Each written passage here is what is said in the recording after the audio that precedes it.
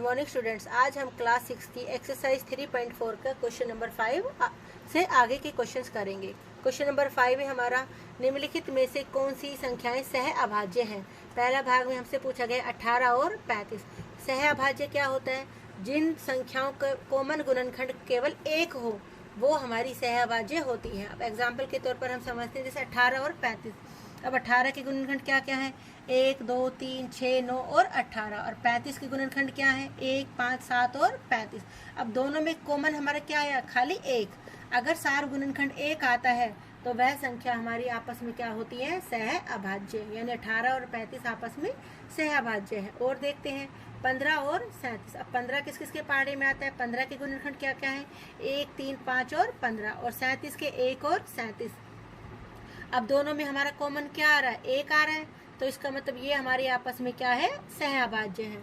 आगे 30 और 415। अब 30 के गुणनखंड होते हैं 1, 3, 5, 6, 10, 15, 30। और 415 के हो गए 1, 5 और आगे बहुत सारे गुणनखंड। तो यह सह अभाज्य नहीं है, क्योंकि हमारा एक तो गुणनखंड 1 हो गया और दूसरा कॉमन गुणनखंड हमारा क्या हो गया? 5।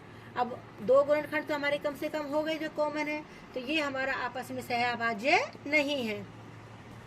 17 के गुणनखंड, 17 के गुणनखंड है हमारे 1 और 17। और 68 के गुणनखंड है 1, 2, 4, 17, 34 और 68। तो हमारे सारे गुणनखंड क्या हुए? 1 और 17। अब इसमें भी दो गुणनखंड हमारे कॉमन है, तो यह हमारा सह अभाज्य नहीं है। अगला है हमारा 216 और 215। इसमें हमें गुणनखंड लिखने की जरूरत भी नहीं है। यह दोनों आपस में सह अभाज्य है, क्योंकि दोनों क्या है? क्रमांगत संख्याएं हैं। 215 और 216 लगातार आ रही है दोनों संख्याएं। अब जब दो संख्याएं लगातार होती हैं तो उनके बीच में केवल एक ही गुणनखंड होता है, वो भी सार्व गुणनखंड। तो इसलिए ये दोनों भी आपस में क्या है? सह अभाज्य है। 81 के गुणनखंड 1, 3, 9, 27 और 81। 16 के गुणनखंड 1, 4, 8 और 16। तो हमारे कॉमन गुणनखंड क्या हुआ? 1। तो इसका मतलब यह है हमारा क्या है? सह अभाज्य, क्योंकि सार गुणनखंड हमारा केवल एक है। क्वेश्चन नंबर 6 है एक संख्या 5 और 12 दोनों से विभाजित हो रही है, किसी अन्य संख्या से यह संख्या विभाजित हो जाएगी। यदि कोई संख्या 5 और 12 दोनों से विभाजित है तो वह उसके गुणनखंड से भी विभाजित होगी। जैसे 5 और 12, 5 और 12 के गुणनखंड गुना की हमने गुणनफल कितना आया हमारा? 60। अब उदाहरण के लिए मैंने कोई एग्जाम्पल ले लिया, जैसे 60 ही ले लिया। अब 60 हमारा 5 से विभाग हो रहा है, 60 हमारा 12 से विभाग हो रहा है और 60 हमारा 60 से विभाग हो जाएगा। अब आता है हमारा क्वेश्चन नंबर 7। एक संख्या हमारी 12 से विभाजित है, अन्य कौन कौन सी संख्याएं जिनसे यह संख्या विभाजित होगी। अब 12 के गुणनखंड हमारे क्या है? 1, 2, 3, 4, 6 और 12।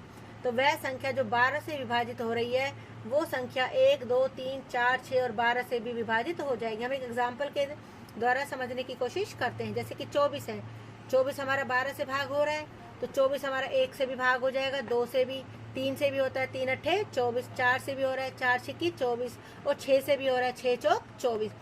कहने का मतलब ये है कि यदि कोई संख्या किसी भी से दूसरी संख्या से विभाजित है तो वह उसके गुणनखंड से भी विभाजित हो जाएगी।